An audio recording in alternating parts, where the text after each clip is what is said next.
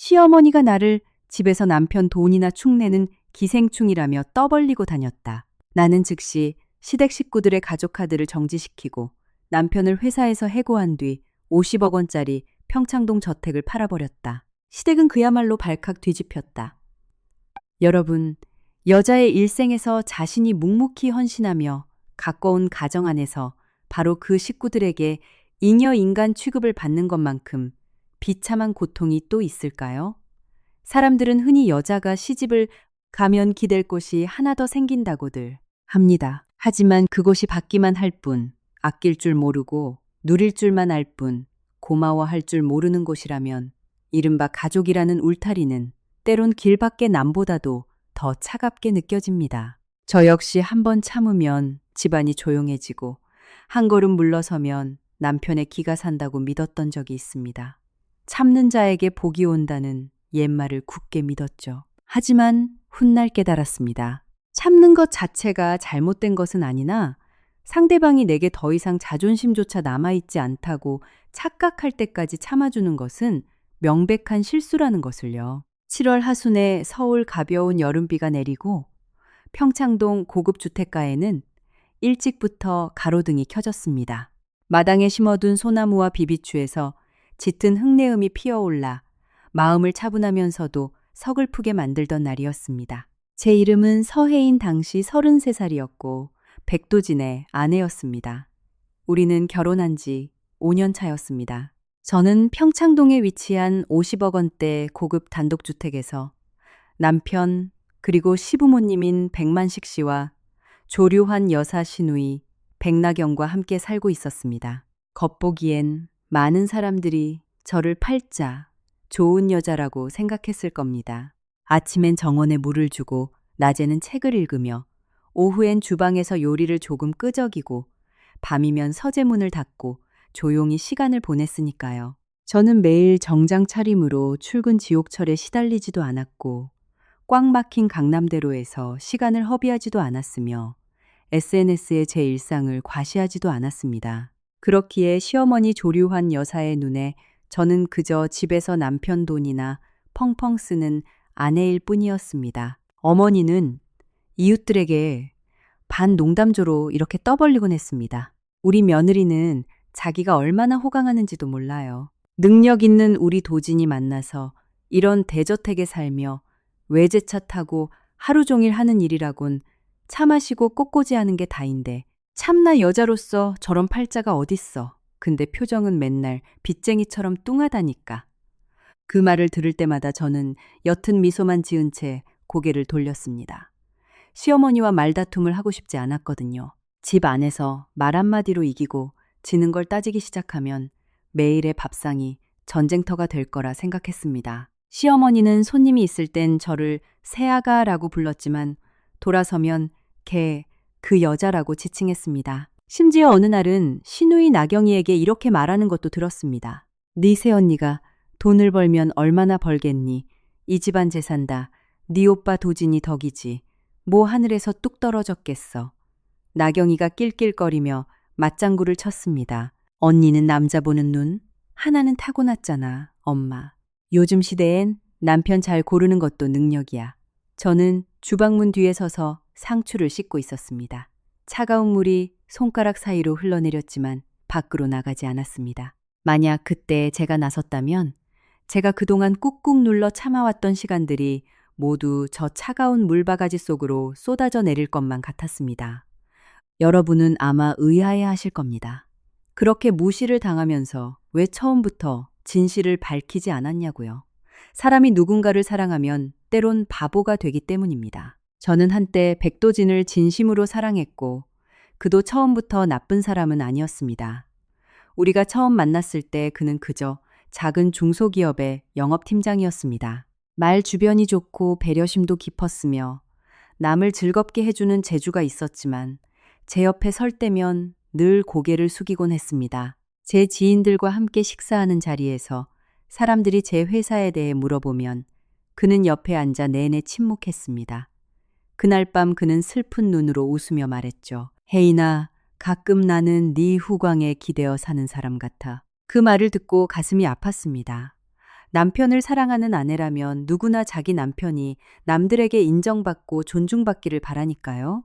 그래서 저는 7년 전 제가 직접 설립한 에듀테크 기업 아라 에듀텍로 그를 데려왔습니다. 처음엔 영업 총괄을 맡겼고 몇 년 후 저는 이사회에 그를 전문 경영인 CEO로 임명하자고 제안했습니다. 모든 것은 정당한 평가와 절차를 거쳤습니다. 하지만 제가 뒤에서 그의 부족한 능력을 메워주고 끊임없이 실수를 바로잡아주지 않았다면 백도진은 결코 그렇게 빨리 그 자리에 앉을 수 없었을 겁니다. 아라 에듀테크는 온라인 학습 플랫폼과 학교 행정 관리 소프트웨어를 개발하는 회사였습니다. 강남의 작은 공유 오피스에서 시작해 초기 창립 멤버들과 밤낮 없이 일했습니다. 월급 줄 돈이 부족해 발을 동동 구르던 달도 있었고 수만 명의 학생이 접속하는 모의고사 직전에 서버가 터져 개발팀과 밤을 새운 적도 셀 수 없이 많았습니다. 하지만 제 시댁 식구들은 이런 과거를 전혀 알지 못했고 정확히 말하자면 알려고 하지도 않았습니다. 평창동 저택 역시 마찬가지입니다. 그 집은 제가 결혼하기 1년 전 제 회사 지분과 배당금 등 온전히 제 돈으로 매입한 곳이었습니다. 등기부 등본상의 명의는 오직 제 이름 서혜인 하나뿐입니다. 모든 매매 대금과 세금은 제 개인 계좌에서 이체되었습니다. 결혼 후 시부모님이 연로하시고 시누이도 아직 자리를 잡지 못했기에 넓은 집에서 다 같이 모여 살면 따뜻한 가정이 될 거라 단순하게 생각했습니다. 하지만 세상엔 무엇을 주느냐보다 어떻게 주느냐가 더 중요하다는 말이 있죠. 저는 그들에게 안락한 거처와 편리함, 그리고 남들에게 과시할 체면을 주었습니다. 하지만 제가 생색내지 않자 그들은 어느새 그 모든 것이 원래부터 자기 아들의 것이라 착각하기 시작했습니다. 어느 아침 제가 일찍 일어나 식사를 준비하고 있을 때였습니다. 시어머니가 2층에서 내려오며 처음 던진 말은 인사가 아니었습니다. 도진이는 애가 밖에서 그렇게 고생하는데 넌 남편 깨울 줄도 모르니. 저는 부드럽게 대답했습니다. 어제 도진 씨가 늦게 들어와서 10분만 더 자게 두었어요. 어머니는 식탁에 물잔을 쾅 소리나게 내려놓았습니다. 집에서 노는 여편네가 남편 내조는 똑바로 해야지. 남편이 밖에서 뼈 빠지게 돈 벌어오면 집에서 호강하는 주제에 눈치라도 있어야 할 거 아냐. 그때 도진이 계단에서 내려오자 어머니의 목소리가 확 바뀌었습니다. 우리 아들 깼어. 이리 와서 밥 먹어. 엄마가 혜인이더러 네 국 좀 데우라고 했어. 남편은 저를 보며 약간 민망한 기색을 보였지만 이내 한마디 던졌습니다. 아이스 아메리카노 한 잔만 타줘. 알겠어. 제가 순순히 대답했던 건 자존심이 없어서가 아니라 그때까지만 해도 남편을 사랑하는 마음이 남아 있었기 때문입니다. 도진이 쭈차 떨어진 깊은 밤, 저는 홀로 서재에 앉아 그의 발표 준비 자료를 수정하곤 했습니다. 그는 싱가포르 투자자들 앞에서 영어로 실수할까봐 전전긍긍했습니다. 저는 문장 하나하나를 다듬어 주었고 그가 이해하지 못하는 성장 지표 수치 옆에 빨간 펜으로 주석을 달아주었습니다. 그가 무대에 오르기 직전 천천히 또렷하게 말해라며 문자 메시지도 잊지 않았죠. 다음날 아침 경제지 인터넷 기사 메인에는 K-에듀테크를 이끄는 젊은 CEO 백도진이라는 헤드라인과 함께 환하게 웃는 그의 사진이 걸렸습니다. 시어머니는 스마트폰을 들고 온 집안을 돌며 자랑했습니다. 이것 봐, 내가 뭘 했어. 우리 도진이는 어릴 때부터 남달랐다니까. 남자는 관상만 봐도 그릇을 안다니까. 식은 찻잔을 들고 옆에 서 있던 저를 두고 남편은 어머니의 칭찬에 멋쩍게 웃기만 할 뿐이었습니다. 어머니, 사실 그 연설문 혜인이가 다 써준 거예요. 라거나 이 회사 혜인이가 세운 겁니다. 라는 말은 결코 하지 않았습니다. 그는 침묵했고 저 역시 그를 따라 침묵했습니다. 초반에 그 침묵은 제 결혼 생활을 따뜻하게 지켜주기 위해 덮어둔 담요 같았습니다. 하지만 시간이 갈수록 그 담요는 무거워졌고 급기야 제 입과 눈 그리고 자존감마저 덮어버리며 숨을 막히게 했습니다. 어느 오후 현관 앞 정원에서 비비추 화분을 손질하고 있을 때였습니다. 거실에서는 시어머니가 이모님 조류환 여사의 동생과 차를 마시고 계셨습니다. 살짝 열린 창틈으로 어머니의 목소리가 또렷하게 들려왔습니다. 우리 며느리는 복을 발로 차는 스타일이야. 남편이 돈 벌어다 줘. 집에서 손에 물 한 방울 안 묻혀. 근데도 얼굴은 맨날 억지로 시집온 사람처럼 뚱하다니까. 진짜 여자들이 주제를 모르면 아무리 돈이 많아도 정이 안 가. 저는 정원 가위를 든 채 테라스에 멈춰 섰습니다. 잘려나간 잎사귀 하나가 젖은 대리석 바닥에 툭 떨어졌습니다. 참자 집안 시끄러워지는 것보단 낫지라며 스스로를 다독였지만 제 마음속 깊은 곳에서 무언가 쩍하고 금이 가는 소리가 들렸습니다. 그 균열은 유리잔이 깨지듯 단번에 드러나진 않았습니다. 아주 미세하게 시작되어 하루하루 조금씩 길어질 뿐이었습니다. 매 끼니의 식사 시간, 뼈가 있는 농담들, 제 이름 옆에 기생충, 식충이라는 단어가 맴돌 때마다 그 금은 더 깊어졌습니다. 저는 묵묵히 원래의 일상을 유지했습니다. 아침 5시 반이면 주방으로 내려왔습니다. 넓은 집이었지만 이른 아침은 고요했습니다. 누군가 제 마음을 후벼 파는 말을 하기 전에 그 평화를 사랑했습니다. 고지혈증이 있으신 시아버지를 위해 홍삼액을 데우고 배가 자주 차갑다고 하시는 시어머니를 위해 쌍화탕을 끓였습니다. 다이어트를 입에 달고 살면서도 아보카도 토스트와 오트밀크를 찾는 나경이의 아침을 차리고 시럽을 뺀 아이스 아메리카노를 남편을 위해 준비했습니다. 가사도우미 아주머니가 쉬는 날이면 이 모든 걸 제 손으로 직접 식탁에 올렸습니다. 시어머니가 실크 파자마 차림으로 향수 냄새를 풍기며 2층에서 내려왔습니다. 식탁을 쓱 훑어보더니 입을 열었습니다. 아버님 국은 어딨어? 간 너무 세게 하지 마라. 소화 안 되신다. 네 아버님 그릇에 따로 담아뒀어요. 어머니는 쌍화탕을 한 모금 마시더니 미간을 찌푸렸습니다. 오늘 건 영 싱겁네. 하루 종일 집에 있으면서 이거 하나 제대로 못 맞추니 저는 그저 옅게 웃었습니다. 네, 다음엔 대추를 좀 더 넣을게요. 맞은편에 앉은 시아버지 백만식 씨는 스마트폰으로 뉴스만 뚫어지게 보고 계셨습니다. 그는 저를 대놓고 꾸짖은 적은 없었지만 단 한 번도 제 편을 들어준 적 역시 없었습니다. 때로는 침묵이 비난보다 더 차가운 법입니다. 비난하는 사람은 적어도 자신이 어느 편에 섰는지는 보여주지만 침묵하는 사람은 자기 이익만 챙길 수 있다면 어디에 서 있든 상관하지 않겠다는 뜻이니까요. 저는 매달 생활비 통장으로 일 500만 원을 이체했습니다. 전기세 관리비, 도우미 이모님, 월급 기사, 월급 식비, 병원비 외식비, 그리고 친척들, 경조사비까지 모두 제가 부담했습니다. 하지만 이 집안에서 그걸 제 돈이라고 부르는 사람은 아무도 없었습니다. 한 번은 어머니가 제 앞에서 친구와 통화하며 이렇게 말했습니다. 어우, 우리 도진이가 다 알아서 주지. 누가 주겠어. 아들이 효자야. 엄마 사고 싶은 거 마음껏 사래.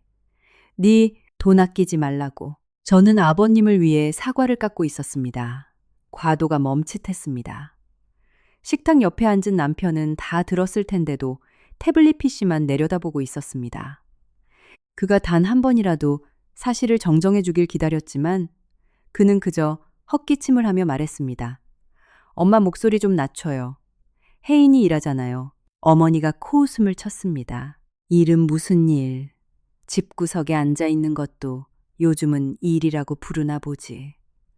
참나 별의별 직업이 다 있네. 소파에 다리를 꼬고 앉아 새로 받은 네일아트를 영상으로 찍고 있던 나경이가 끼어들었습니다. 엄마가 몰라서 그래. 요즘은 재택근무라고 부른대. 방에서 노트북만 켜면 다 사업가 되는 세상이잖아. 그 애의 웃음소리는 예쁜 척했지만 깨진 유리조각처럼 날카로웠습니다. 저는 사과 접시를 식탁에 내려놓으며 작게 말했습니다. 나경아 사과 먹어. 방금 깎았어. 나경이는 스마트폰에 시선을 고정한 채 사과 한 조각을 집어들었습니다. 언니 이 사과 어디서 샀어? 다음엔 좀 더 단 걸로 사. 참, 그리고 오늘 저녁에 친구 생일 파티 가는데 언니 그 베이지색 샤넬 백 좀 빌려줘. 어떤 가방? 드레스룸 유리장에 있는 거. 언니보단 내가 더 잘 어울려. 언니는 나갈 일도 없으면서 그런 거 묵혀두면 똥돼. 그러고는 휙하니 2층으로 올라가 버렸습니다. 어머니가 거들었습니다. 가족끼리 가방 하나 가지고 너무 출축하게 굴지 마라. 나경이가 한창 꾸밀 나이인데 좀 들고 나갈 수도 있지. 가방이 아까운 게 아니었습니다. 그들의 눈에 제 물건은 언제든 허락 없이 가져가도 되는 것이고 제 노력은 언제든 지워버려도 되는 것이란 사실이 슬펐습니다. 시아버지도 마찬가지였습니다. 아버님은 어머니보다 성격이 온화했지만 그 온화함은 항상 본인의 이익 앞에서 멈췄습니다. 매월 초가 되면 아버님은 조심스레 말씀하셨습니다. 혜인아, 다음 주에 내가 골프클럽 회장단이랑 라운딩이 있는데 회비랑 찬조금 좀 이체해 주겠니? 저는 한 번도 거절한 적이 없었습니다. 네, 아버님. 얼마 보내드릴까요? 한 500만 원이면 될 거다. 아, 그리고 와인셀러에 있는 고급 양주 하나만 꺼내다오. 김 회장한테 선물해야겠다. 저는 고개를 끄덕였습니다. 하지만 그날 오후 아버님이 지인과 통화하는 소리를 들었습니다. 에이, 우리 아들 도진이가 다 알아서 내줬지. 사업이 잘 돼서 돈이 썩어나나 봐. 하하! 복도에 서 있던 저는 회사 결제 서류를 쥔 손에 힘을 꽉 주었습니다. 시댁 식구들이 만들어낸 그 화려한 쇼윈도 안에서 저는 조력자가 아니라 그저 스쳐 지나가는 그림자에 불과했던 것입니다. 회사에서도 남편은 점점 스포트라이트에 익숙해지고 있었습니다. 그는 카메라가 있는 세미나를 즐겼고 아라 에듀테크 CEO로 소개되는 것을 좋아했으며 무대에서 내려올 때 쏟아지는 박수갈채를 사랑했습니다. 하지만 그 자신감 이면에는 저의 수많은 철야 작업이 있었습니다. 한 번은 국제학교 재단 앞에서 프레젠테이션을 앞둔 밤이었습니다. 그가 밤 12시에 제게 보낸 발표 자료는 엉망이었습니다. 수치가 3군데나 틀렸고 해결 방안 파트는 장황하기만 했습니다. 제가 그를 서재로 불렀습니다.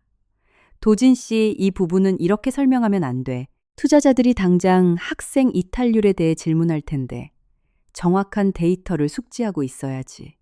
그는 미간을 짚으며 짜증을 냈습니다. 아, 알았어. 그냥 네가 좀 고쳐줘. 이런 건 네가 나보다 잘하잖아. 난 그냥 올라가서 그럴싸하게 입만 털면 돼. 도진 씨는 CEO야. 본인이 발표할 내용의 핵심은 꿰뚫고 있어야지. 알았다고. 근데 지금 너무 늦었잖아. 내일 아침 일찍 미용실도 가야 한단 말이야. 이번 한 번만 네가 마무리해줘. 이번 한 번만. 그 말을 수백 번도 넘게 들었습니다. 저는 새벽 3시까지 남아 슬라이드를 고치고 예상 QA 스크립트를 작성해 그의 서류 가방 옆에 올려두었습니다. 다음 날 아침 출근하는 그에게 마지막으로 당부했습니다. 만약 구축 비용에 대해 묻는다면 바로 할인해주겠다고 하지 말고 3가지 맞춤형 패키지가 있다고 답변해. 그는 거울 앞에서 넥타이를 매며 대답했습니다. 알아. 역시 내 뒤엔 완벽한 브레인이 있다니까. 그 말은 오직 단둘이 있을 때만 나오는 말이었습니다. 문을 열고 밖으로 나가는 순간 그 브레인의 존재는 세상에서 완벽히 삭제되었습니다.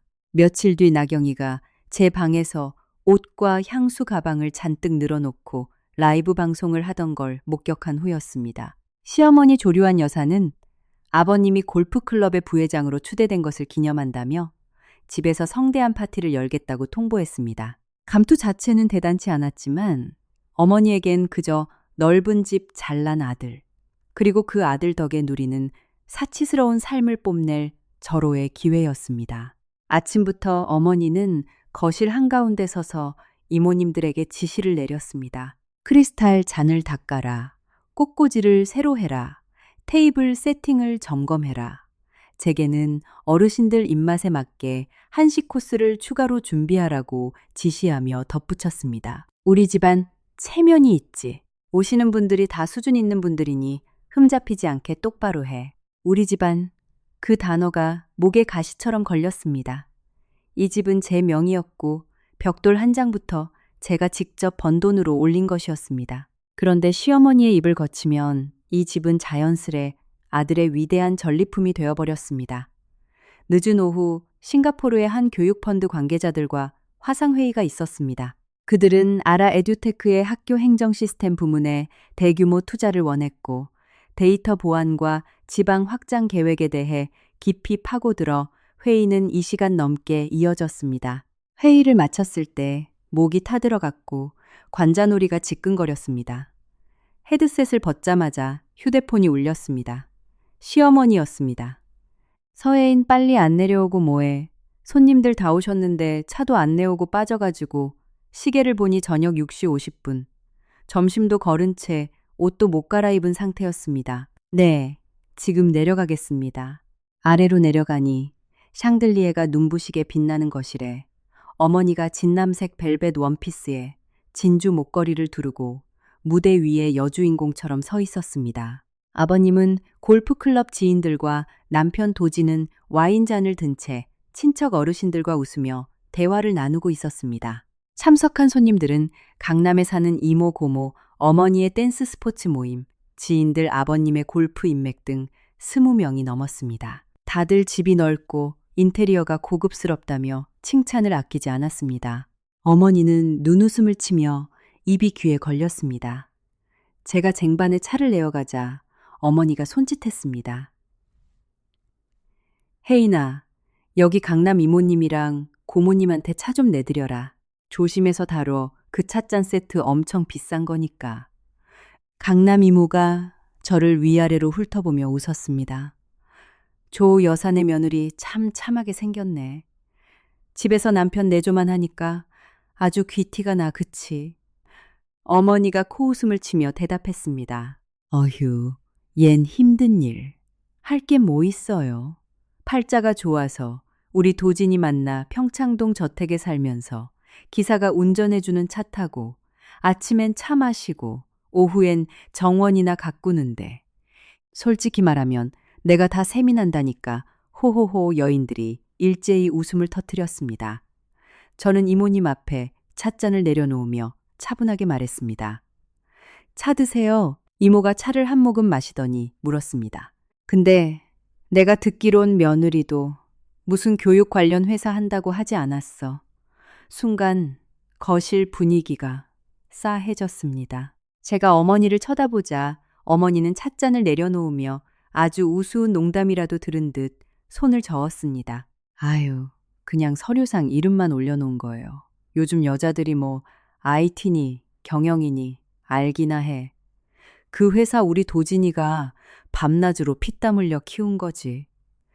아들이 워낙 아내를 끔찍이 아껴서 밖에서 체면 세워주려고 바지 사장으로 이름만 올려준 거라고요. 처음 듣는 이야기도 아니었지만 내 집 한가운데서 20명이 넘는 사람들에게 공개적으로 모욕을 당하는 건 차원이 달랐습니다. 그건 제가 수없이 밤을 새우며 시스템 오류를 잡고 발로 뛰며 영업을 따냈던 지난 7년의 땀과 눈물을 바닥에 내동댕이 치는 짓이었습니다.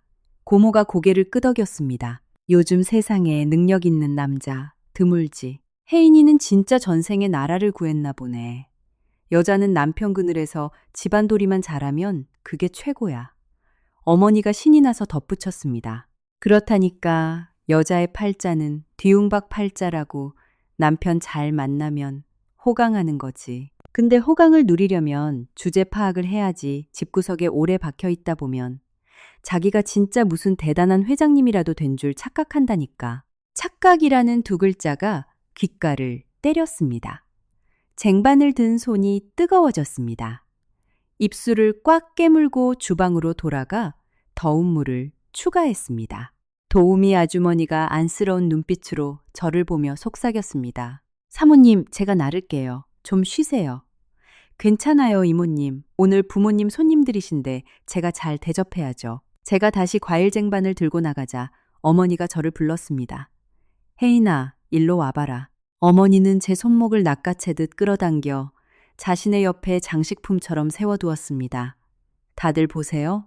우리 며느리 피부가 이렇게 뽀얗다니까. 집안에서 에어컨 바람만 쐬고 손에 물 안 묻히니까 사람이 이렇게 여유롭잖아요. 근데 아무리 예쁘고 고와도 시댁에 떡두꺼비 같은 손주 하나 안겨줘야 진짜 도리를 다하는 건데 말이야. 거실이 일순간 쥐 죽은 듯 조용해졌습니다. 계단 쪽에 서 있던 도진을 보았습니다. 와인 잔을 든 채 분명 모든 걸 듣고 있었습니다. 강남 이모가 어색하게 웃었습니다. 아이고 조 여사님, 애 문제는 다 때가 있는 법이죠. 어머니는 과장되게 한숨을 쉬었습니다. 알지, 하늘이 주셔야 한다는 거. 근데 시집 온 지 5년이 넘도록 소식이 없으니 시어미로서 속이 안 타겠어. 이 넓은 집에 애 울음소리가 없으니 얼마나 적막해 얼굴이 화끈거렸습니다. 난임 문제는 우리 부부만의 아픈 비밀이었습니다. 산부인과 검사 결과 제게는 아무 문제가 없었고 의사는 부부가 함께 정밀 검사를 받아보라고 권유했지만 도지는 남자가 굴욕적으로 그런 데를 왜 가냐며 매번 회피했습니다. 저는 남편의 자존심을 지켜주기 위해 시어머니께 아무 말도 하지 않았습니다. 그런데 오늘 어머니는 바로 그 저의 침묵을 무기로 삼아 제 가슴을 찌르고 있었습니다. 저는 어머니의 손에서 제 손목을 부드럽게 빼냈습니다.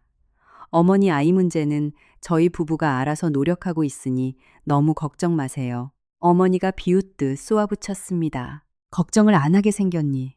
남편 돈 잘 벌어오고 집도 으리으리한데 애 하나 낳는 것도 못해서 어른들 애간장을 녹이니 까놓고 말해서 열매 못 맺는 나무를 못하러 마당에 심어두겠어. 누군가 눕교 웃었고 누군가는 시선을 피했습니다. 아무도 저를 옹호하지 않았습니다. 저는 도진을 바라보았습니다. 그는 미간을 살짝 찌푸렸지만 다가오지는 않았습니다. 오히려 시선을 피하며 파티의 흥을 깨기 싫다는 듯 고개를 돌렸습니다.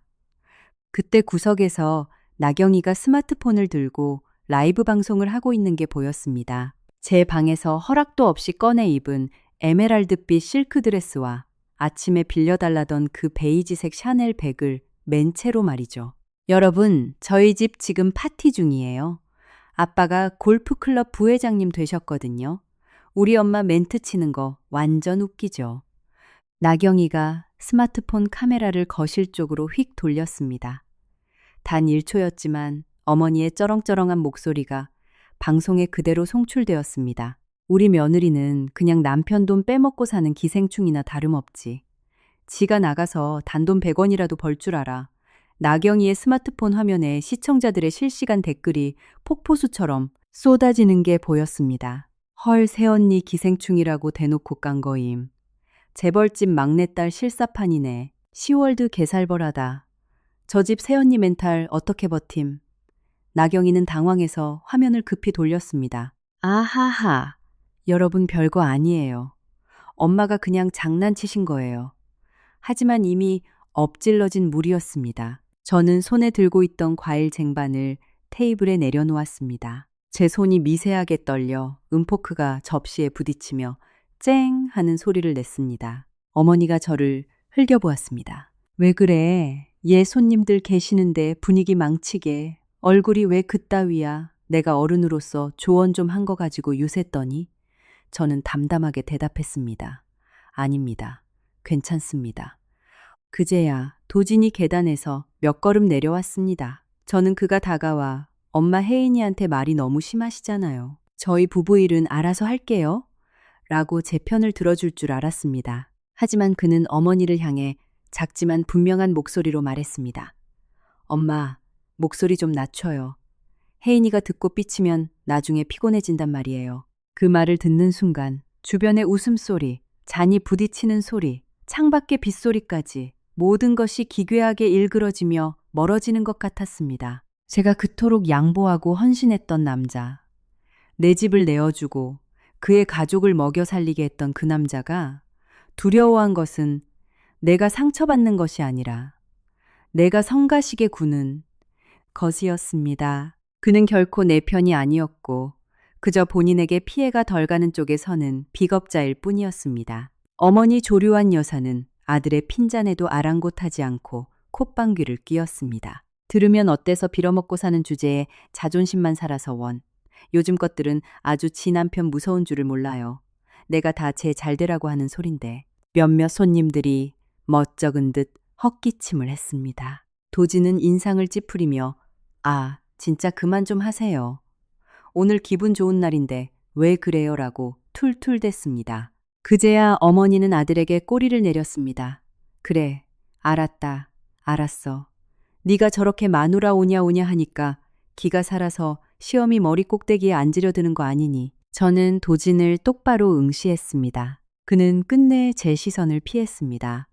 단 한 번의 외면이었지만 그의 입이 하지 못한 수백 마디의 진심이 그 안에 담겨 있었습니다. 그때 나경이가 사색이 된 얼굴로 와인셀러 쪽에 서 있었습니다. 라이브 방송은 껐지만 이미 방송의 하이라이트가 캡처되어 커뮤니티로 퍼져나가고 있었던 모양입니다.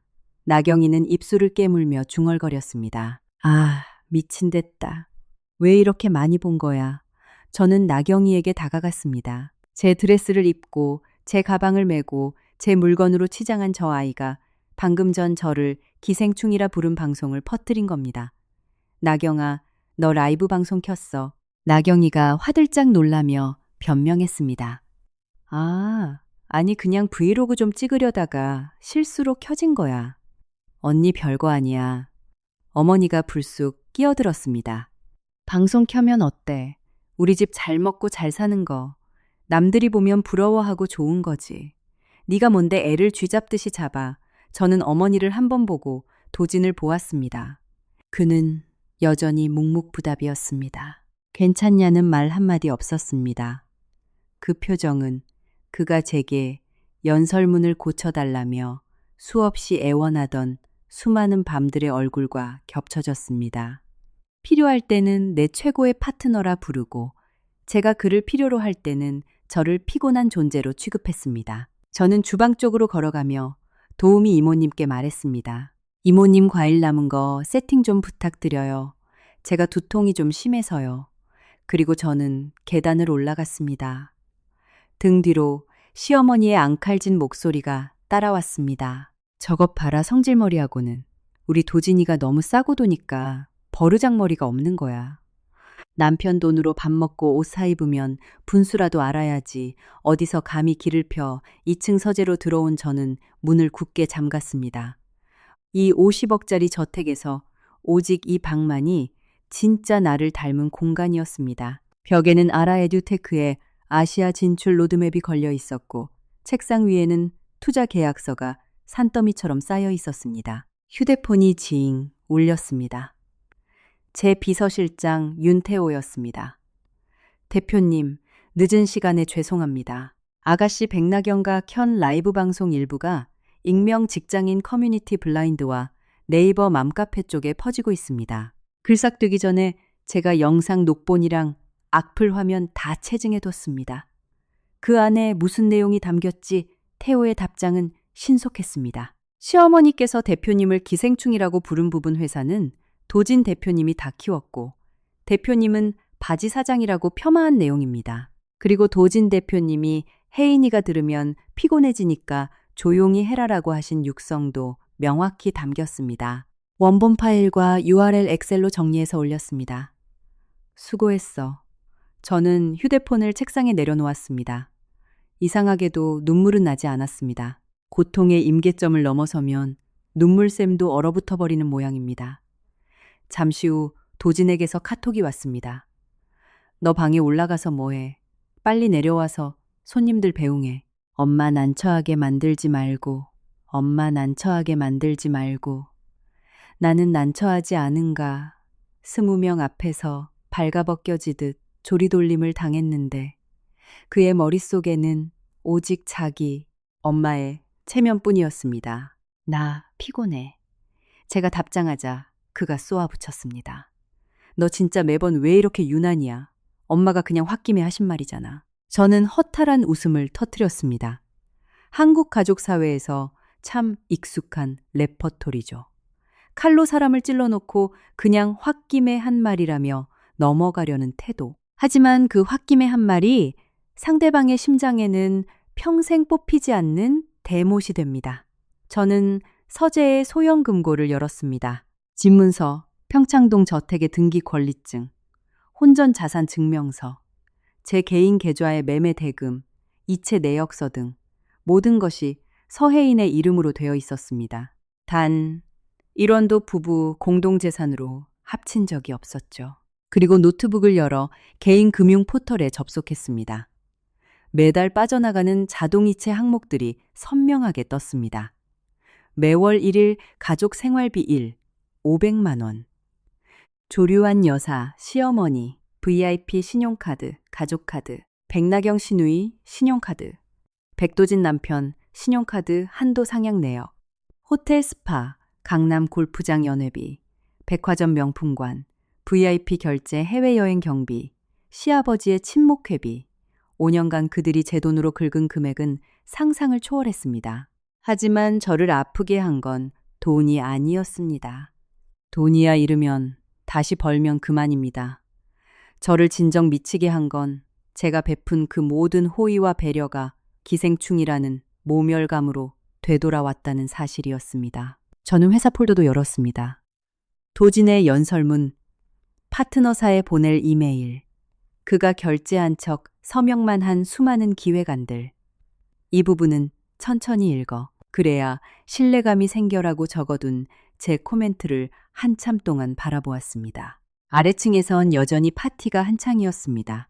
시어머니는 호탕하게 웃고 있을 테고 도지는 와인잔을 쨍 부딪히며 가식을 떨고 있겠죠.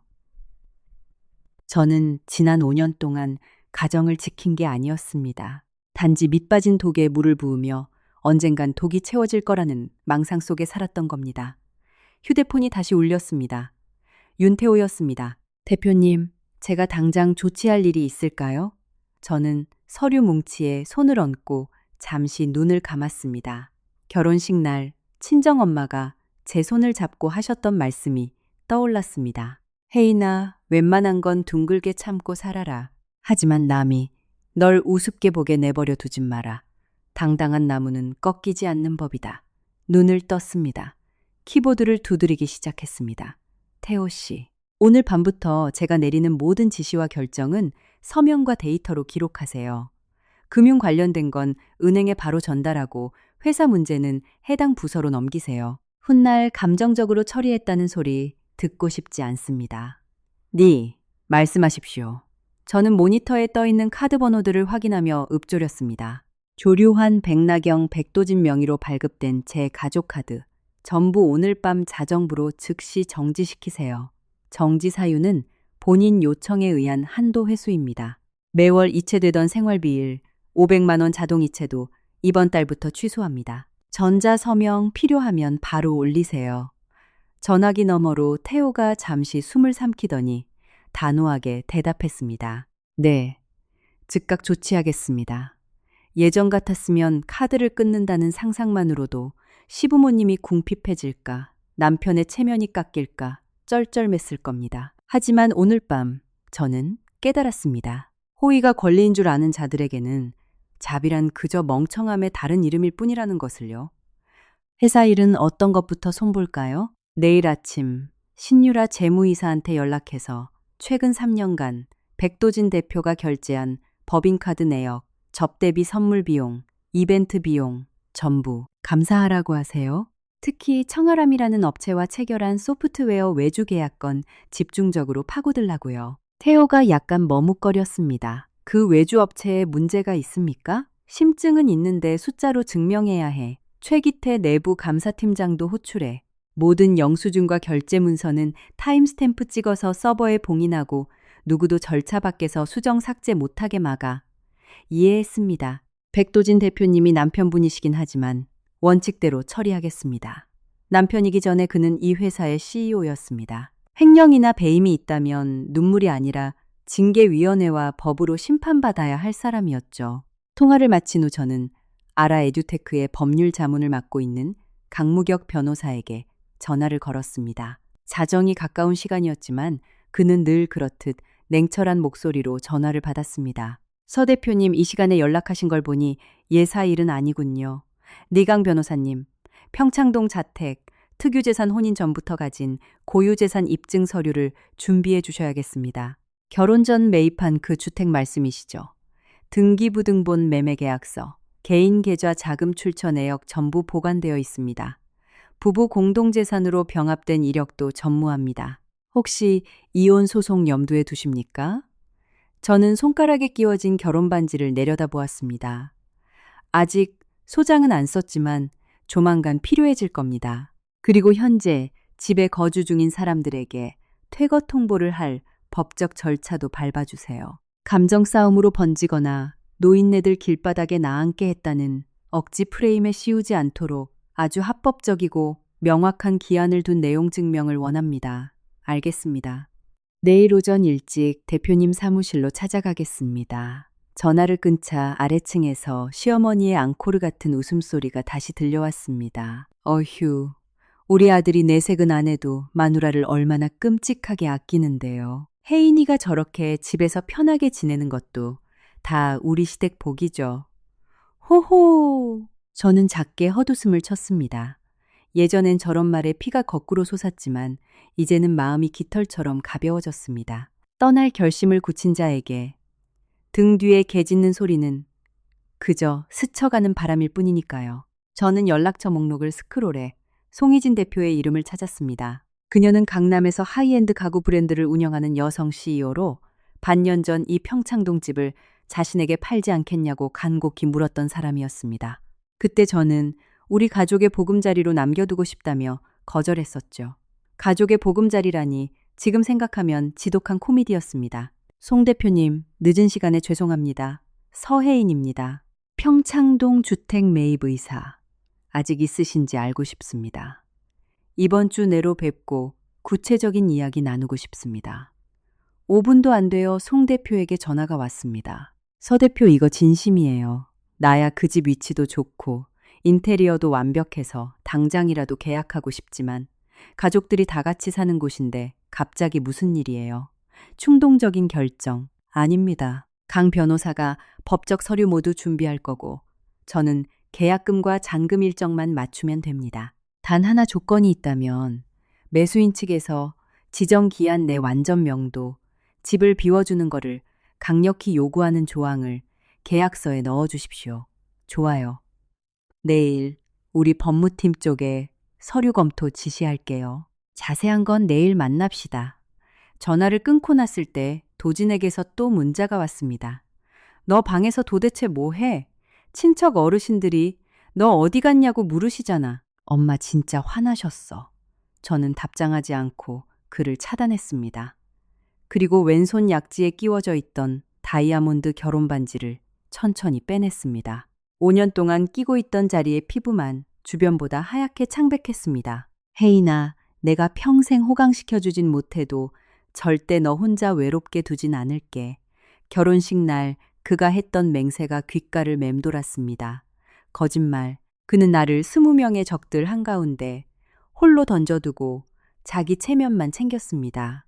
저는 그 반지를 빼서 서재 서랍 안에 제 법인 인감도장과 주식 양수도 계약서 뭉치 옆에 던져 넣었습니다. 울지도 화내지도 않았습니다. 그저 서랍을 조용히 닫았을 뿐. 그리고 태호에게 마지막 톡을 보냈습니다. 모든 건 내일 아침부터 시작합니다. 그 누구에게도 감정적으로 대하지 마세요. 저는 제가 가진 것들을 원래 제자리로 돌려놓을 뿐입니다. 다음 날 아침 6시가 조금 넘은 시간. 밤새 내린 비로 정원의 비비추 잎사귀에는 물방울이 영롱하게 맺혀 있었습니다. 폭풍 전야라는 말이 무색하게 평창동 저택의 아침은 지독하게 평화로웠습니다. 저는 주방으로 내려가 제 몫의 얼그레이 티 한 잔만 내렸습니다. 아버님의 홍삼액도, 어머니의 쌍화탕도, 남편의 아이스 아메리카노도 준비하지 않았습니다. 도우미 이모님이 당황한 기색으로 물었습니다. 사모님, 오늘 아침 메뉴는 뭘로 차릴까요? 그냥 냉장고에 있는 밑반찬 꺼내서 평소대로 차려주세요. 그리고 이모님 오늘부터 장 보는 식비는 영수증에 10원 단위까지 정확히 적어서 저한테 따로 청구하세요. 카드는 쓰지 마시고요. 이모님은 낌새를 눈치챘는지 고개를 끄덕이며 입을 닫았습니다. 아침 8시가 되자 시어머니 조료한 여사가 풀 메이크업을 하고 와인색 실크 원피스를 빼입은 채 내려왔습니다. 어제 파티에 여운이 가시지 않았는지 강남 이모와 통화를 하며 들떠 있었습니다. 어머 언니, 나 오늘 청담동 갤러리아 가서 새로 나온 에르메스 신상 좀 보려고. 어제 남편 부회장 된 기념으로 아들이 나한테 크게 한턱 쏜대잖아. 오호호. 어머니는 식탁에 앉아있는 저를 힐끗 보더니 코웃음을 쳤습니다. 어젯밤 제가 무례하게 자리를 떴으니 굽신거리며 사과할 거라 기대한 눈치였습니다. 하지만 저는 눈길조차 주지 않은 채 찻잔만 만지작거렸습니다. 너는 하루 종일 집구석에만 처박혀 있으니 여자가 꾸미고 품위를 유지하는 게 얼마나 중요한지 알 턱이 있나. 저는 옅게 웃으며 대답했습니다. 네 어머니, 쇼핑 잘 다녀오세요. 어머니는 제 차분한 태도가 얄미웠는지 기사를 부르며 현관을 나섰습니다. 최 기사차 대기시켜 압구정 거쳐서 청담동으로 가자고. 저는 어머니가 들고 나간 그 지갑 안에 블랙카드가 자정부터 한낱 플라스틱 쪼가리가 되었다는 걸 누구보다 잘 알고 있었습니다. 오전 10시가 조금 넘자 제 휴대폰이 불이 나게 울리기 시작했습니다. 시어머니라는 발신자가 화면에 연달아 떴지만 저는 5번을 내리 무시했습니다. 그러자 문자가 날아왔습니다. 너 내 카드 왜 이래? 결제 오류 난다는데 당장 은행에 전화해서 알아봐. 1분 뒤 다시 전화가 걸려왔고 이번엔 통화 버튼을 눌렀습니다. 너 무슨 짓을 한 거야? 카드가 왜 안 긁혀? 내가 지금 VIP 라운지에 지인들이랑 쫙 깔려 있는데 어머니의 분노에 찬 목소리 뒤로 백화점 직원의 정중한 안내 멘트가 희미하게 들려왔습니다. 사모님 한도, 초과나 정지로 승인이 거절되셨습니다. 혹시 다른 카드 있으신가요? 저는 무심하게 창밖을 보며 대답했습니다. 어머니, 도진 씨한테 전화해 보세요. 어제 파티에서 어머니가 그러셨잖아요. 저는 남편 돈이나 빼먹고 사는 기생충이라고. 제가 식충이인데 어떻게 시어머니 명품 가방값을 대겠어요. 앞으로 어머니 쇼핑값은 잘 나가는 아드님이 내주실 겁니다. 수화기 너머로 정적이 흐르더니 이내 어머니가 악에 바친 소리로 비명을 질렀습니다. 너 지금 미쳤어. 감히 내 카드를 정지시켜. 내가 이 집안 시어머니인데 네가 감히 어머니가 쓰시던 그 가족카드 제 개인 통장에서 빠져나가는 거잖아요. 식충이 며느리 돈 쓰시다가 어머니 체면 구기실까봐 제가 알아서 치워드린 겁니다. 너 이 싸가지 없는 년이 지금 당장 내 계좌로 현금 이체해. 안 그러면 집에 들어가서 가만 안 둘 줄 알아. 아드님한테 쏴달라고 하세요. 끊습니다. 저는 가차없이 전화를 끊어버렸습니다. 나중에 들은 이야기지만 조류한 여사는 청담동 명품관 한가운데서 이미 포장까지 마친 3천만 원짜리 버킨백 앞에서 카드가 정지되어 얼굴이 시뻘겋게 달아올랐다고 합니다. 지인들 앞에서는 아들이 다 내준다며 떵떵거려 놓고 정작 결제할 카드가 막혀버린 그 망신살 뻗친 상황은 그녀 인생 최악의 굴욕이었습니다. 30분도 채 지나지 않아 이번엔 시누이 나경이에게 전화가 왔습니다. 그녀의 목소리는 엄마보다 훨씬 당황한 기색이 역력했습니다. 세세 언니, 내 카드 정지시켰어. 왜 결제가 안 돼?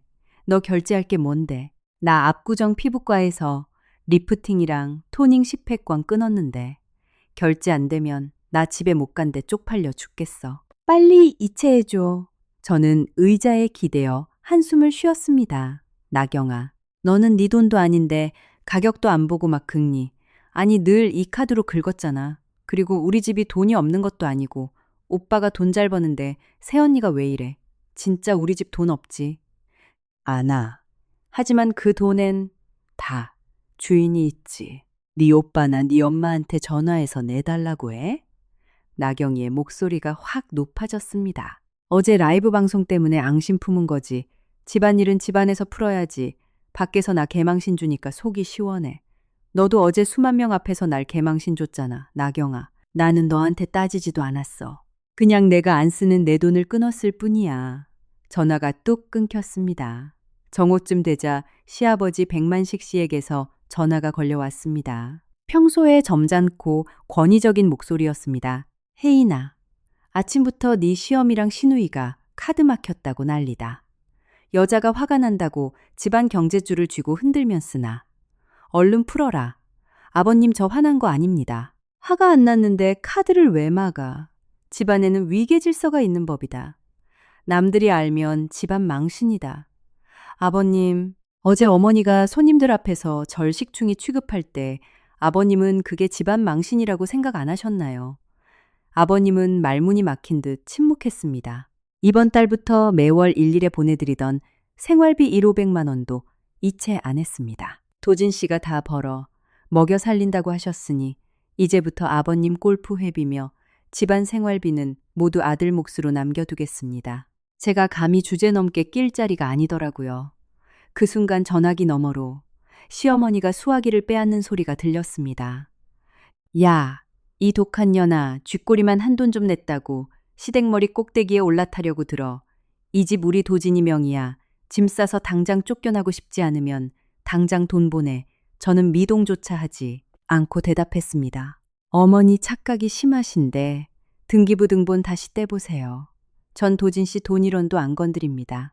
그리고 통화를 종료했습니다. 비슷한 시각 강남 테헤랄로의 최고급 호텔, 레스토랑. 백도진은 회사 행사 MC로 종종 마주치던 젊고 예쁜 프리랜서 아나운서 홍아린과 브런치를 즐기고 있었습니다. 아린은 도진이, 아내와는 쇼윈도 부부라며 자신에게 돈을 펑펑 쓰는 것을 은근히 즐기는 내연녀였습니다. 식사를 마치고 직원이 계산서를 가져오자 도진은 허세를 부리며 지갑에서 블랙카드를 꺼내 건넸습니다.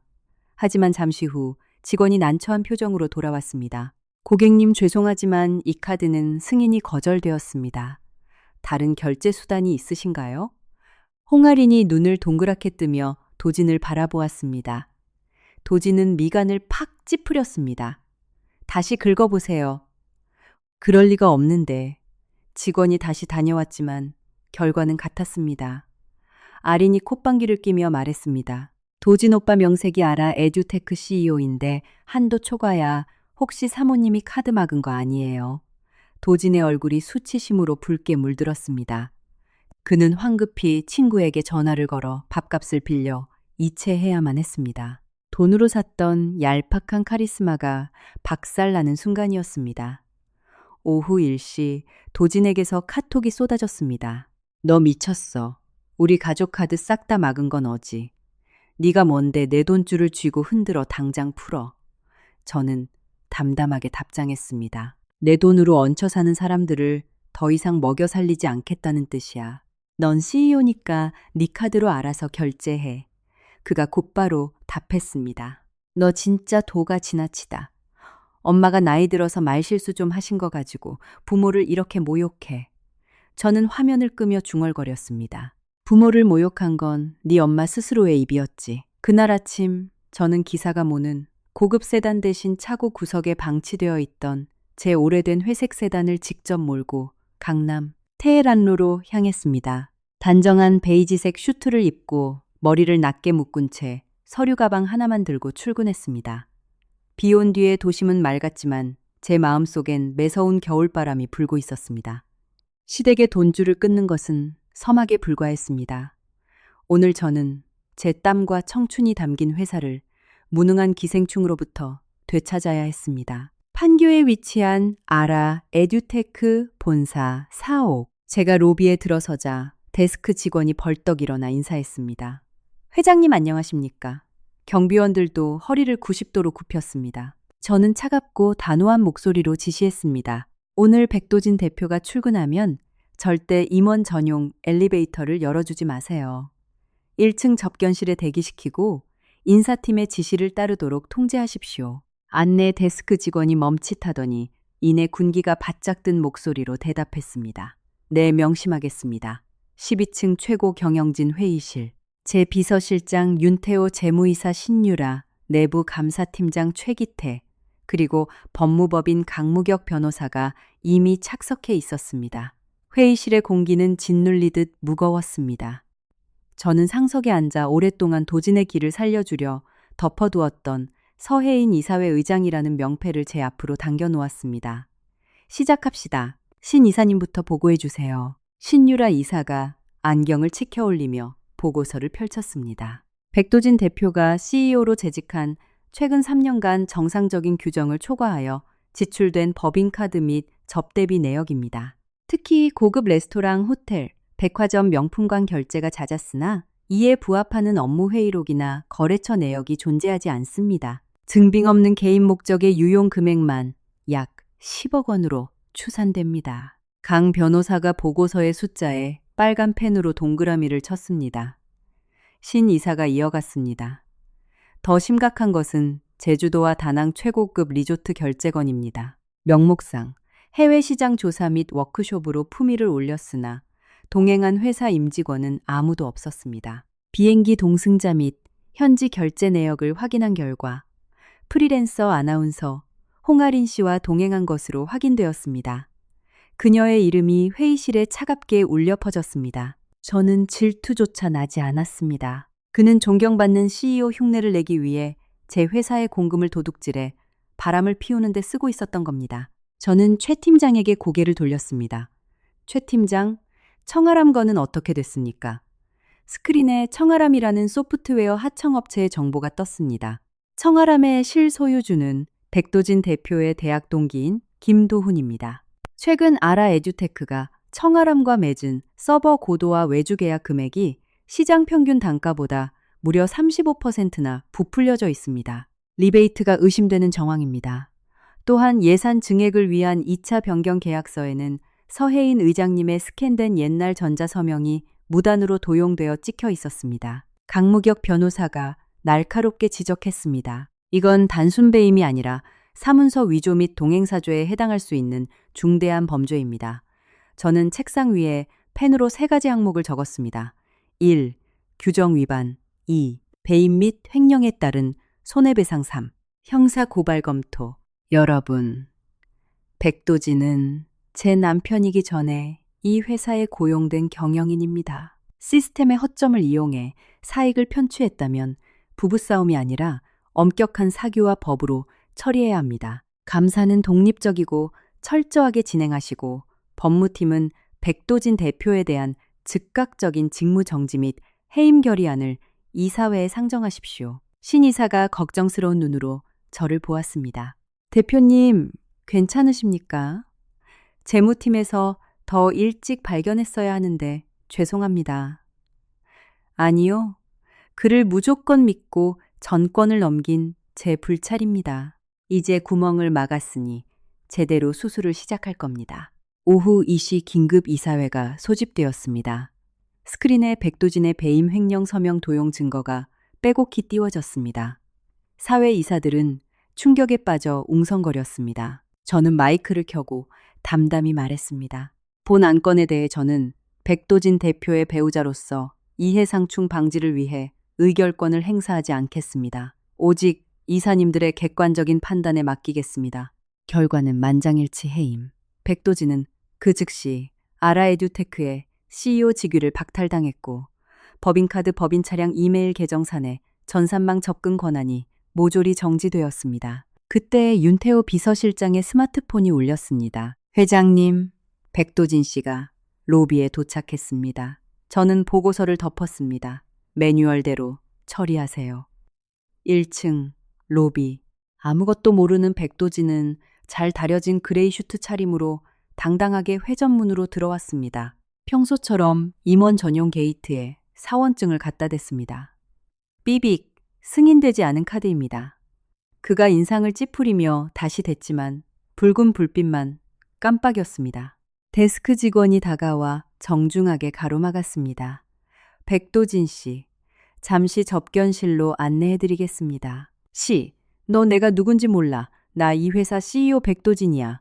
직원은 단호했습니다.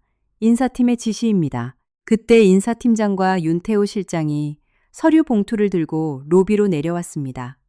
태호가 봉투를 건네며 덤덤하게 말했습니다. 백도진 전 젠 대표님, 이사회 결의에 따라 귀하의 대표이사 직위는 즉각 해임되었으며 모든 직무 권한이 정지되었습니다. 사원증과 법인 차량 키법인 노트북을 반납해 주십시오. 로비를 오가던 수십 명의 직원들이 발걸음을 멈추고 이 광경을 쳐다보았습니다. 전 대표님이라는 단어가 로비 한가운데로 벼락처럼 떨어졌습니다. 도진의 얼굴이 백지장처럼 질렸습니다. 해임 권한 정지 서해인 어디 있어. 혜인이가 날 자른다고 헛소리 집어치워 태호가 차갑게 대답했습니다. 소란 피우시면 보안요원 부르겠습니다. 반납 절차 밟으시죠. 자신의 권력이 아내의 인내심 위에서만 존재했던 모래성이라는 것을 도진은 수백 명의 시선 앞에서 뼈저리게 깨닫고 있었습니다. 도진이 해임된 다음 날, 저는 강무격 변호사와 함께 평창동 저택 매수자인 송희진 대표를 만났습니다. 송 대표는 저를 보며 물었습니다. 서 대표 급하게 파는 이유가 혹시 시댁 식구들 명도 퇴거 문제 때문이에요? 아닙니다. 법적으로 제 특유 재산임이 완벽하게 증명되어 있습니다. 다만 그 집안에 있는 사람들에게 집이 팔렸다는 사실을 가장 합리적이고 단호하게 알릴 법적 대리인이 필요해서요. 7일 내로 집을 비워주겠다는 확약서를 계약서에 넣겠습니다. 계약서에 도장을 찍는 제 손은 흔들림이 없었습니다. 오후 4시 저는 강 변호사 태호 실장, 그리고 외부 철거 및 재산실사팀 2명을 대동하고 평창동 집으로 향했습니다. 현관문을 열고 들어가자 거실 소파에 시어머니와 나경이가 앉아 있었습니다. 나경이는 어제 스파 결제 건으로 잔뜩 부은 눈을 하고 있었습니다. 서혜인, 네가 감히 어제 전화 뚝뚝 끊고 남편 해고시키고 네가 인간이야. 시어머니가 소리쳤습니다. 저는 강 변호사에게 눈짓했습니다. 변호사가 명함과 서류 뭉치를 테이블에 올려놓았습니다. 안녕하십니까, 조류한 여사님. 저는 서혜인 대표님의 법률 대리인 강무격입니다. 본 평창동 15번지 주택은 오늘부로 제3자에게 매각 계약이 체결되었습니다. 시어머니가 눈을 부릅떴습니다. 뭐 매각 이 집이 누구 집인데 네 맘대로 팔아, 이거 우리 도진이 집이야. 강 변호사가 팩트 폭격을 시작했습니다. 등기부 등본 및 자금 출처 확인 결과 이 주택의 단독 소유주는 서혜인님이며 백도진 씨의 지분은 0%입니다. 매수자 측의 요구에 따라 현재 무상거주 중인 조류한님 외삼이는 금일부터 정확히 7일 후 자정까지 완전히 퇴거해 주셔야 합니다. 방에서 나온 시아버지 백만식 씨가 비틀거리며 물었습니다. 며느리, 집을 팔았다고 그럼 우린 길거리로 나앉으란 소리냐. 아버님, 7일이라는 시간을 드렸습니다. 이사 갈 곳을 구하고 짐을 쌀 충분한 시간입니다. 나경이가 엉엉 울기 시작했습니다. 미쳤어. 내 방, 내 옷, 내 화장대 다 여기 있는데 어딜 가라는 거야. 어머니가 저를 가리키며 삿대질을 했습니다.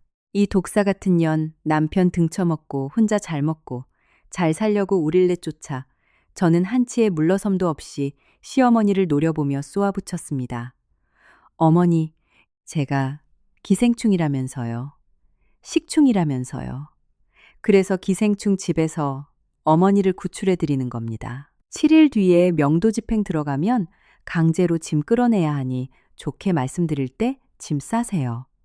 실사팀 직원들이 거실과 주방을 돌며 가구와 집기류에 압류 딱지와 다름없는 판매자 소유 확인 테이프를 붙이기 시작했습니다. 분위기가 험악해지자 나경이가 다급하게 2층 자기 방으로 뛰어 올라갔습니다. 윤태호 실장이 조용히 그녀의 뒤를 밟았습니다. 잠시 후 태호가 제게 다가와 태블릿 CCTV 영상을 내밀었습니다. 영상 속 나경이는 자기 방이 아니라 제 서재로 몰래 숨어 들어가 제 서랍에서 롤렉스 여성용 시계와 아라 에듀테크의 회사 기밀이 담긴 USB를 자기 캐리어에 쑤셔 넣고 있었습니다. 저는 천천히 2층으로 올라가 캐리어를 닫고 있는 나경이의 방문을 열었습니다. 나경아, 캐리어 열어봐. 나경이가 얼굴이 하얗게 질린 채 손사래를 쳤습니다. 네, 내 짐 싼 건데 왜 열어. 뒤따라온 어머니가 소리쳤습니다. 네가 뭔데 내 딸 짐을 검사해. 저는 태호가 든 태블릿 화면을 시어머니 눈앞에 들이밀었습니다. 이건 절도입니다. 어머니 딸이 방금 제 시계와 회사 기밀 USB를 훔쳤어요. 당장 경찰 부를까요? 아니면 좋게 캐리어 열고 사과할래요? 증거 앞에서 시어머니는 꿀먹은 벙어리가 되었고 나경이는 덜덜 떨며 캐리어를 열었습니다. 시계와 USB를 회수하며 저는 차갑게 말했습니다. 내가 입으라고 준 옷, 쓰라고 준 가방들은 네가 다 가져가. 하지만 내가 허락하지 않은 걸 탐내는 건 도둑질이야. 한 번만 더 선 넘으면 너 진짜 전과자 만들어버린다. 나경이는 바닥에 주저앉아 오열했고 시아버지는 얼굴을 감싸쥐고 한숨만 푹푹 쉬었습니다. 이틀 뒤 평창동 집 앞으로 검은 승용차 2대가 요란하게 도착했습니다. 시어머니가 SOS를 친 시댁 친척들이었습니다. 강남 고모 뱃살이 툭 튀어나온 큰아버지, 그리고 호기심 가득한 얼굴의 둘째 이모가 거실로 우르르 몰려왔습니다.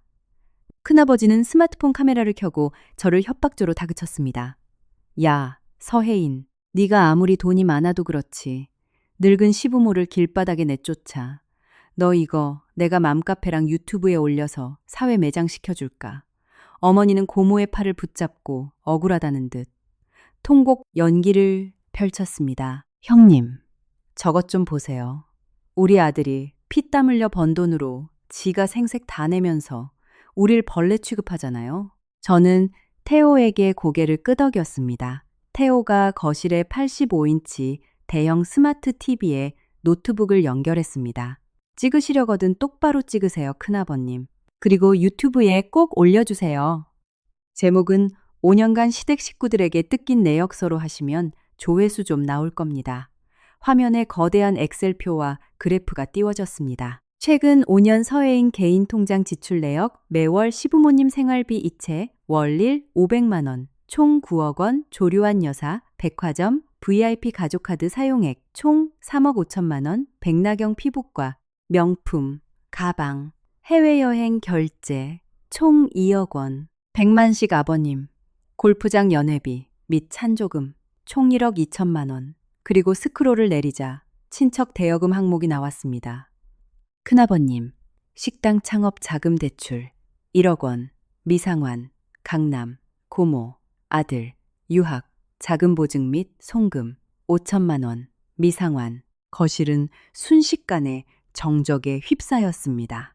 고모의 얼굴이 흑빛으로 변했고 촬영을 하려던 큰아버지는 슬그머니 스마트폰을 내렸습니다. 제가 식충이면 5년 동안 제 피를 빨아먹은 여러분은 대체 뭡니까? 기생충입니까? 1억 원 안 갚으신 거 오늘 당장 소송 걸어드릴까요? 친척들은 쥐구멍이라도 찾고 싶은 표정으로 슬금슬금 뒷걸음질을 쳤고 어유 우린 집안 싸움엔 안길 난다라며 도망치듯 현관을 빠져나갔습니다. 남겨진 조류한 여사는 부들부들 떨며 입을 다물지 못했습니다. 하지만 시어머니의 뻔뻔함은 거기서 끝이 아니었습니다. 그날 저녁 지역 커뮤니티 맘카페와 네이버 밴드에 악의적인 글이 올라왔습니다. 잘 나가는 IT 기업 CEO, 우리 아들 독사 같은 마누라한테 재산 다 뺏기고 맨몸으로 쫓겨납니다. 시어머니는 제가 젊은 비서실장 윤태호가 불륜을 저질렀고 남편의 회사를 몰래 빼앗았으며 나이든 시부모를 강제로 쫓아내는 천하의 악녀라고 묘사해 놓았습니다. 다음 날 아침 교육계 지인과 학부모들 사이에서 소문이 돌기 시작하며 회사 계약 몇 건이 일시 보류되는 피해가 발생했습니다. 태호가 분노하며 말했습니다. 회장님, 당장 형사 고소하시죠. 저는 강 변호사에게 지시했습니다. 해당 게시글 댓글 공유 내역 전부 체증하세요.